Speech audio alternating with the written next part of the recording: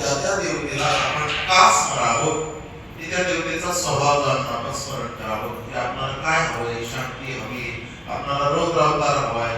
म्हणजे हर हर महादेव म्हणले की अंगात संचारणारच आहे ना, अंगात संचारणारच. जे हर हर महादेव पुंडलिकाचा वरदाचा गजर आपण करतो तो एक सात्विक गजर, तो सगळ्यांना सामावून घेणारा गजर आहे. पण हर हर महादेवचा गजर म्हणजे युद्ध करण्याच्या वेळेस प्रसंगी आपलं संचारलंच पाहिजे. तो गीत रस असा गजर आहे. जय श्रीराम म्हणे जोरात आरवळ टाकली संचार कर. हे गजर सुद्धा वेगळे आहेत, उपासना पद्धती वेगळ्या आहेत, नामाचा परिणाम वेगळा आहे. केशव नाव घेतलं की केश जातो, गणपतीचं नाव घेतलं की काय होतं, विठ्ठलाचं नाव घेतलं की काय होतं, कृष्णाचं नावाने घरी काय होतो, रामाच्या नावाने काय होतो. कृष्णाची वेगवेगळी नाव आहेत, कृष्णाच्या अवताराची. प्रत्येक नावाने वेगळा वेगळा फरक आहे. प्रत्येक नावाने गोविंद नावाने तो लवकर पावतो, कारण गाईच्या सोबत त्याचं नाव घेतलं की तो तुम्हाला जास्त आवडतं. त्याचंच नाव नाही शोभत त्याचं गोविंद, पण त्याचं बारकेचा राजा पण, ज्याला श्रीमती पाहिजे ऐश्वर्यवान त्याने बारकेच्या राजाची पूजा करावी, त्याला तो ऐश्वर्यवान. प्रत्येकाचं फळ वेगळं आहे. ती उपासना पद्धती जाणून घेऊन केलं पाहिजे. भगवत योगी सूचना भरणाचा घोडा आहे तुमच्या. हे 8 प्रकारचे अवतारे असतात. गौरव, भैरव, भूभैरव, चंडभैरव, हे कपाल भैरव, वेगवेगळ्या प्रकारचे देव आहेत. भैरवाचे 8 प्रकार अष्टदिशीला ते जातात. ते 8 प्रकारे त्या 8ची आसनं वेगळी वेगळी, ते ज्याच्यावर बसतात ते बैठक असणारं जे वाहन आहे ते वेगळं वेगळे. काहींचा हत्ती वाहन, काहींचा हंस वाहन, काहींचा घोडा वाहन, काहींचं श्वान, वेगळे वेगळे वाहन आहे. तुमचं घोडा वाहन आहे, तुमचं पूर्वमुखी गरुडात बहुतेक दक्षिणमुखी, उत्तर, वेगळ्या वेगळ्या प्रकारे. घोड्याच्या खाली होतं आसन लावायचं, बसायला एखादं छोटंसं चढी किंवा काय असेल आसन लावायचं, घोडा बसायचं.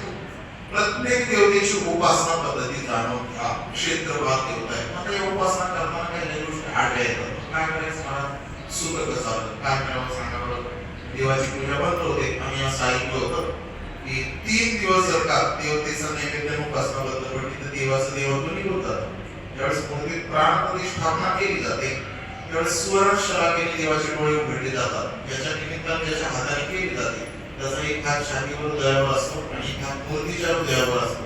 आणि आपला प्राण तसा या देवामध्ये मूर्तीमध्ये प्राण यावा म्हणून ब्राह्मण मंत्रोच्चाराने उत्तम प्रकाराने प्राण प्रतिष्ठापना आणि प्राण प्रतिष्ठापना अशी केली जाते. तेव्हा त्या देवतेत प्राण येतात आणि आपण त्या देवतेला जसं देहाला सगळे उपचार तसे देवाला सगळे उपचार. आता त्याचा दगडपणा भाव निघून गेला. कालपर्यंत तिथं दगड होता, घडवत होता, तो माणूस पाय दाबून दाबून घडवत होता. त्याचा देवत्व भाव नव्हता, ती मूर्ती होती. दगड होता, दगडाची मूर्ती झाली, पण त्यात देवत्व आता आपण मंत्रोच्चार रूप होतं. आणि आता सुवर्ण शलाका बारीक पातळ काढी राहते सोन्याची, चांदीची. काही ठिकाणी दुर्गा गणपतीची आता दुर्गामध्ये घालून ते डोळ्यावर फिरवल्या जातात आणि मग देवाचे डोळे उघडले. आता ह्या कृपा दृष्टीने तो आमच्याकडे आमच्या गावाकडे पहा, अशा त्याच्या भूमिका असतात. तेव्हा श्रीप्रमाणे विधी करताना सांगायला पाहिजे, पण तेवढा वेळ आपल्याकडे नसतो. आपणच नाट्याग्रस्त असतो. आपण ती यज्ञ होम हवन करताना आपलं भान नसते आपल्याला काय चाललंय काय ते ब्राह्मण उरकत येतात. पहिली पूर्वी परंपरा होती तिथे स्पष्ट करायची, याने काय होतं, त्यांनी काय होतं, हे कशासाठी असतं माहिती असायचं लोकांना. पण आता हे उक्त प्रकल्प आहे, हे उचल हे ब्राह्मण हे तू सांग, त्या हळकुंडात तू सांग, सोपायात तू सांग, काही दिवसांनी टकलही त्याला सांगायला लावून टाकायचं. तसं काय करू नका, थोडं जाणून घ्या ते का असावं का. आपल्याला नाही माहिती. पूजा करायला बसतो आपण, पाणी प्यायला डोळ्याला वाटला, डोळ्यात हे पाहता 3 बोट उचलून बाबाच्या डोळ्यात पाणी, तुझ्या डोळ्यात आपल्याला माहिती नाही. त्यामुळे छोट्या छोट्या बेसिक गोष्टी आपण माहिती करून घेतल्या पाहिजे. कोणत्या देवतेचं दर्शन कसं घ्यावं, किती अंतर घ्यावं, सुचिरभूतता किती पाळावी. मंत्रोच्चार करताना प्राणायाम स्वाहा, प्राणायाम स्वाहा, ज्ञानायाम स्वाहा, उदानायाम स्वाहा, समानायाम स्वाहा हे मंत्रोच्चार का करतात. शरीरामध्ये पंचप्राणी, ते प्राणांना आवाहन केल्याशिवाय आपण साधनेला सुरुवात करू शकत नाही. म्हणून त्या आवाहने सभ्यता आहे, अपसभ्यता आहे. पाणीप्रवाह असं उजव्या बाजूला फिरवलं जातं. हे ज्यावेळेस शुभ कार्याचं पाणी ते उजव्या बाजूला, आणि जे अशुभ म्हणजे थोडक्यात मृताच्या संबंधाने प्रेताच्या संबंधाने जे कार्य ते उलट पाणी फिरवायचं. ते फिरवताना सोडताना असं शुभ कार्यात जिवंतपणे मृत कार्यामध्ये त्याने उलट या बेसिक गोष्टी जाणवं. आता जाणवं झालं काही नाही होत. पहिले लोक असायचे मराठी लोक पण जाणवं घालायचे, आता नाही राहिले. माझ्या आजोबांनी घातलेलं मराठी ते असायचे. काकडे नारायणराव काकडे.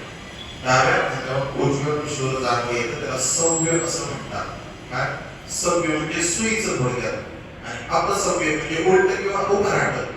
मग ते प्रेत कार्यातली जी कामं आहेत ते दहावीला बसल्यावर बघा ते ब्राह्मण सांगतात अपसव्य म्हणजे काय करायचं, जो वाढ पदर काढलाय का पांढरा तुकडा कापलेला तो गळ्यात घातलेला जातो ते का तो उजव्या खांद्यावर डाव्या पिशवीवर खाली घ्यायचा, तेव्हा तिथं कार्य चालू होतं. म्हणजे प्रेताच्या संबंधीचं कार्य उलट करायचं असतं. जिवंतपणीची कार्य सुईची त्याची कार्य उलटी. या सगळ्या पद्धती समजून घ्या. प्रदक्षिणा सुद्धा तिथल्या उलट्यात सांगितलेल्या आहेत. पण आपण सुईच्या करतो. प्रेत ठेवताना सुद्धा दक्षिणेकडे पाय करून आणि उत्तरेकडे डोके करून ठेवायला सांगितलं की गरुडमानाची साक्ष आपण ठेवतो का पहा. नाही तो स्मशानभूमी दक्षिणोत्तर असली पाहिजे, पण दक्षिणोत्तर मध्ये सुद्धा डोकं उत्तरेला आणि पाय दक्षिणेला ही अशी पद्धत आहे. दोन कारण त्याची, एक वैज्ञानिक देतो आणि दुसरं आध्यात्मिक देतो. पुढे जातो. गाडी लावली कशी दादासाठी गाडी तुमचं मांडवर पडायचं पलीकडे लावलं. पलीकडे लावताना गाडी कशी लावली, तोंड पुढे गेले गाडीचं बाहेर गेले. मला बाहेर जायचं तिकडे तोंड गेले. सहज आपण गाडी कशी पार करतो, मला पुढे कीर्तनात जायचं माझं तोंड पुढे पाहिजे, तिकडे जायचं तिकडे पाहिजे, इकडे तोंड बसतो. सरळ गणित यमतत्वाची दिशा ही दक्षिण दिशा आहे. दक्षिण आणि नैऋत्य याच्यामध्ये मधोमध वैवस्वत नावाचं त्याचं नगर आहे. त्या दिशेला प्रवास करायला लागतो. म्हणून पाय तिकडे असावे, तोंड तिकडे असावे, इकडे या बाजूला. जिवंतपणे एखादी म्हातारी म्हणते वर जर या बाजूला पाय करून झोपलं त्याला झोप येते. काय म्हणतात, इकडे जर पाय करून झोपलं तर काय म्हणतात, म्हाताऱ्याचं डोळ तर काय वाटत नसेल मी म्हाताऱ्या झालं तर काय राकेश मुली म्हणतात. राकेश मुली त्याच्यासाठी एक म्हणे काय का कोणाला माहिती. बरोबर. राकेश मुली केलं पाय आल्या जन्म येऊन केलं पाय. बरोबर. म्हणजे सगळा जन्म फुकट गेला तिकडे जर टंड्या करून झोपले म्हणजे निश्चित आहे. म्हणजे त्याचा इफेक्ट व्हावा म्हणून या म्हणी तयार होतात. काही म्हणींनी आपल्याला वाचवलेले, काही म्हणींनी संस्कृती जिवंत ठेवलेले आहे. तिकडं पाय करून करता काय, तिकडं मड्याचं पाय असतात म्हणून लोक म्हणतात जिवंतपणे तिकडे झोपायचं नाही. पाय कुठं असावा, इकडे. कोणताही आर्किटेक्ट टाका त्याला विचारा माझ्या बेडरूमची रचना किंवा बंगल्याची रचना करून देतो, काय सांगेल पहा. तो म्हणजे डोके दक्षिणेला पाय उत्तरेला उत्तम प्रकारची झोपण्याची अवस्था. त्या निसर्गामध्ये ज्या काही ऊर्जा आहेत, ज्या काही शक्ती आहेत त्या तुम्हाला मला मदत करतात किंवा ज्या शक्ती आहेत त्यांचा वापर करून त्या आपल्यासारख्या करून घेतात. आपल्याला सोपं पडलं. ह्यामध्ये पण लाईट आहे, याच्यामध्ये पण लाईट आहे. सगळी ऊर्जा आहे. सीसीटीव्ही चालू आहे, लाईट चालू आहे, काही चालू असू द्या. प्रत्येक गोष्टीमध्ये काय लाईट ही बेसिक कंपल्सरी. हे याची पुढची प्रक्रिया वेगळी, पण याच्यामध्ये ऊर्जाची ना ऊर्जाची लाईट केल्यावर हे पण बंद पडणार आणि ते पण म्हणजे जरी ती फिरत असते ती ऊर्जा तिला फिरवते. ही ऊर्जा आवाज इकडून तिकडे प्रवाहित करून तुमच्या माझ्या कानाकडे हे सगळं जगत ऊर्जेचं आहे. मी काहीतरी भावनारे वचन झाले, त्याची ऊर्जेत रूपांतर झाले आणि मला बोलायला बळ मिळाले. जर माझी ऊर्जा संपली म्हणजे माझा थांबला तर शरीरात त्रास राहणार नाही. जगत सगळं ऊर्जेने भरले. सूर्य उगवतो ऊर्जा आहे, पृथ्वी फिरते ऊर्जा आहे, वारा वाहतो ऊर्जा आहे, सगळ्या गोष्टींमध्ये ऊर्जा आहे. त्या ऊर्जेचं हस्तांतरण होत राहतं. जगत ऊर्जा आहे, एकच चेतना. तो बरोबर मदत होत नाही. काही मनात कुठे रहस्य शेवटी शिकलो. मी या ऊर्जेचा वापर करून हे आपल्याला शिकवलंय. ती ऊर्जा कशी, पाणी वाहते तर वाहत्या पाण्यासोबत जर का पोहलं, वाहत्याच्या पाण्यासोबत पोहलं तर त्या पाण्यासोबत पोहताना जास्त ऊर्जा लागली का त्याच्या विरुद्ध दिशेला पोहताना जास्त ऊर्जा लागली. काय म्हणते प्रवाहाच्या दिशेने लवकर जाईल आणि उलट जायचं ना मग जसं सूर्य उगवल्यानंतर जास्त काम करतात, मावळल्यानंतर जास्त काम उगवलं दिसतं मला काम जास्त होतं, कामाचं स्पीड वापर.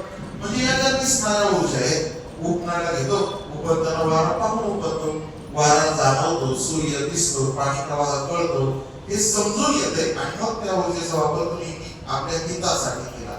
पण या जगामध्ये विश्वामध्ये काही वस्तू अशा आहेत, काही गोष्टी अशा आहेत की त्याच्या ऊर्जा उघड्या डोळ्यांनी दिसत नाही किंवा कळत नाही. उघड्या डोळ्यांनी दिसत नाही किंवा कळत नाही. मग या ऊर्जा साधू संतांनी पूर्वासूरींनी देवादिकांनी त्या समजून घेतल्यात आणि त्या शास्त्रबद्ध केल्या, तर त्या लिहून ठेवल्यात की ह्या तुमच्या अहिताच्या ह्या करू नका. शोधायला गेले वेळ जास्त जाईल. तुम्हाला नियम घालून दिला, शास्त्र घालून दिला, हे असं करा रे, पाय इकडंच करून झोपा, इकडे करू नका, त्याचा विस्तार करायला जेवढा वेळ नाही, ते नियमच घालून दिला. जे तुम्हाला मला कळत नाही ना, शास्त्र सांगेल, माऊली सांगतात, तस्मात शास्त्र प्रमाण गीता बोलते कृष्ण परमात्मा. कार्य कार्य व्यवस्थित हो, कार्य काय आणि अकार्य काय या दोन्ही गोष्टींना काय करू नये काय करू नये पाहायचं असेल तर श्रुतीकडे पहा, वेदांकडे पहा, ग्रंथांकडे पहा, शास्त्राकडे पहा. कृष्ण सांगतोय, जो देव स्वतः अवताराला आला तो सुद्धा सांगतोय शास्त्र पहा. ज्ञानोबा अवताराला आले ते सांगतात शास्त्र पहा. शास्त्र पाहिजे पाहिजे ना. आपण त्यांच्याच पावलं घेऊन चालणार मंडळी. ज्ञानोबा पुढे चला आणि तुमच्या मागेची तेनीची पण ते चालू जातात आणि मग न पुढे गुप्ता पुढे काही गुप्ता पडू द्यायचा नसेल तर त्याच्या मागे गेलं पाहिजे. मग अशी ऊर्जा, ही ऊर्जा समजून घ्या कशी येते. तुम्हाला मॅग्नेटिक फील्ड काय असतं ते कळतं का? मॅग्नेटिक फील्ड चुंबक ते दोन पकडावर असे दोन असं जवळ घ्या, ते पकडतो. आता असं घ्या आणि एक फिरवावर आता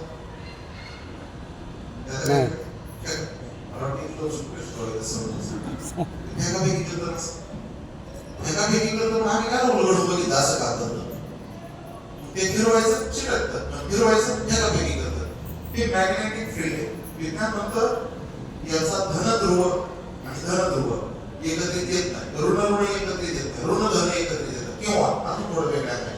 त्याचं नॉर्थ फील्ड उत्तर ध्रुव आणि दक्षिण ध्रुव एकमेकांमध्ये आकर्षण निर्माण करतात आणि जर का ते समांतर ध्रुव असतील तर ते पराकर्षण निर्माण करतात. तुम्ही शिकलेला असेल त्याच्या लक्षात it's create repulsion, attraction and repulsion असं त्याचा लॉ आहे. जमिनीचे नकाशे सगळ्यांनी पाहिजे असे धारापुढे आणि त्याच्यावर अशी आधी चिंतुली असते. वरती डोक्यावर काय असतं? म्हणजे काय? उत्तर. वरची दिशा कोणती? उत्तर. पायाची दिशा कोणती? दक्षिण. पाय दक्षिण, डोकं उत्तर. आता माझं म्हणणं आहे पाय दक्षिण आणि डोकं उत्तर. जर मॅग्नेटिक फील्ड उत्तर उत्तर एकत्रित आल्यावर फेकते, दक्षिण दक्षिण एकत्रित आल्यावर फेकते, तर हे आपलं नॉर्थ फील्ड आहे, हे उत्तर ध्रुव आहे. पाय आपला दक्षिण ध्रुव आहे. मग जर आपण उत्तरेला उत्तर लावलं आणि पाय दक्षिणेला दक्षिण लावलं, ह्याच्या विश्वातली जी गुप्त ऊर्जा आहे ती तुमच्या माझ्या प्राणावर आघात करते. अर्धशिशी, स्वप्न दोष, कसं तरी होणं, आळस येणं, त्रास वाटणं, मळमळणं, हे जे झोपणं येणं, हे जे प्रकरण आहेत ना, ही अशी देणती जी फार काळी इकडे झोपतात का त्यांना नैराश्य, निगेटिव्हिटी, शरीर थकून जातं, त्या सगळ्या आधी निर्माण होतात. अशा प्रकारचे आजार निर्माण होतात. म्हणून शास्त्रामध्ये सांगितलंय की एक काम करा बाबा हो, इकडं रागेश मुली तसं सांगितलं नाही, इकडं रागेश मुली इकडं बदलून का तुम्हाला एवढं बोलण्यापेक्षा एक करू शकत इथून बाहेर रस्ता आहे पाहतो पोरं इथे खेळताय चार लोक आणि सारखी पळतात बाहेर, सारखी पळतात बाहेर, सारखी पळतात. विचार त्या पोराच्या आई इथं बसते, तिला प्रवचन पण ऐकायचं पण पोरं पण वाचवायचं. ते पोरं सारखं तिकडे जातं, ती बोलवती वेगळ्या वेगळ्या युक्तिवाद करून. तिने एक आयडिया दिली, पोराला इकडे घेतलं कानाच नाही, इकडं गेला ना तिकडं तिथं भूत बाबा धरून आता काय केलं ते पोरं दरवाजापर्यंत जाऊन न्यूटन मारित. त्या आईचं काम झालं का नाही, आईचं काम झालं का नाही, ते आता सुरक्षित एक बोललो बाहेर जाणारच नाही. मग हे तुम्हाला मला त्याला एवढं सांगता येईल का? गाड्या येतात, धडकला, पायाला लागेल, ऍक्सिडेंट होईल, रक्त येईल, डॉक्टर कुठं उलगडत बसतात. एकच भूत बाबा फिनिश करतात. ऐकलं शास्त्राचं म्हणणं तेच आहे. ज्यावेळेस अज्ञानी समाज भरपूर प्रकाराने किंवा त्याला समजून सांगण्यासाठी आपल्याला मर्यादा पडताय, त्यावेळेस विधीचं जीवन घालून द्यायचं, तुकडा टाकून द्यायचं. मग ते ऐकतात आणि ज्याला हुशारी ना त्याने वाचायला उतरायचं. ज्याची बुद्धी चांगली त्याने बुद्धीच्या कसावर पुराण जवळ करा, अभ्यास करा आणि मग ते समाजात पसरून टाका. पण सामान्य लोकांसाठी एवढं सांगतो, ऐका एवढंच करा, एवढंच करा. म्हणून मग आता काय सांगितले? जिवंतपणी पाय उत्तरेला आणि डोकं दक्षिणेला. मेल्यानंतर ज्या काही मनाचा नियम वाटला, ज्या काही कृती आहेत त्या जिवंतपणे स्विचच्या आणि मेल्यानंतर उलट्या. मग आता जिवंतपणे जर इकडे डोकं करून आणि इकडे पाय करून झोपत होतो, आता फिरवावर झाले का बरोबर? असं प्रकरण आहे. सव्य आणि अपसव्य अंत्येष्टी करताना जाणीवपूर्वक पाय इकडे ठेवा. तुम्हाला पाहिजे तर पुरावे फोटो काढून द्या. मी तुम्हाला मत मांडायला आलो नाही, मी गरुडपुराणाची किंवा शास्त्राची मत सांगायला आलोय. उपासना पद्धती जाणून घ्या, कर्मकांड जाणून घ्या, दोष लागणार नाही. झालं एक प्रकरण झालं. आता याच्यावर अंत्येष्टी झाल्या, कोणी करायचं अंत्येष्टी? असं काहीच प्रकरण नाही कोणी करायचं.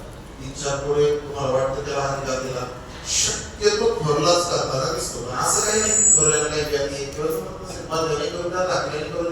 त्याच्याविषयी वाद नाही घात त्याला. पोरगच नसेल पुतण्याने केलेले तरी चालतात, तेही करून घेण्याचा प्रयत्न करा. चला, घरात पुरुषच शिल्लक नसेल, त्या सुनेने केल्या तरी चालतात. घरात पुरुष नसेल, सुनेने केल्या तरी विधी चालतात. विधवा स्त्रियांच्या संबंधाने गरुडपुराणाचं होतं, जर का एखाद्या स्त्रीचा पती गेला त्याच्यासाठी अंत्येष्टी, श्राद्ध, कर्म, पिंडदानादी विधी करण्यासाठी ती मागे शिल्लक राखली आणि ते सगळं व्यवस्थित करून घेतलं. भगवान श्री हरी विष्णू मी स्वतः तिला पतिव्रतेचा दर्जा देतो. देवाचं म्हणणं काय बोलायचं? देवाचं म्हणणं आहे मी पतिव्रतेचा दर्जा देतो. विधवा स्त्रियांना कुठे टाळलं, इतर ठिकाणी आपण त्या समाजात जास्तच टाळलं असते. टाळत त्यासाठी नाही विषय मध्ये थोडासा वाद उठला होता. विधवा स्त्रियांनी ते अन्न बनवायचं नाही वगैरे असं काही उल्लेख नाही. इथं जर देव म्हणतो तिने स्वतः केल्या किंवा तिच्याने गुणांबद्दल करून घेतल्या, मी पतिव्रता म्हणतो तिला, सती म्हणतो मी तिला, देव जर तिला मान्यता देतो, आपल्याला झेलदाराच्या कोणी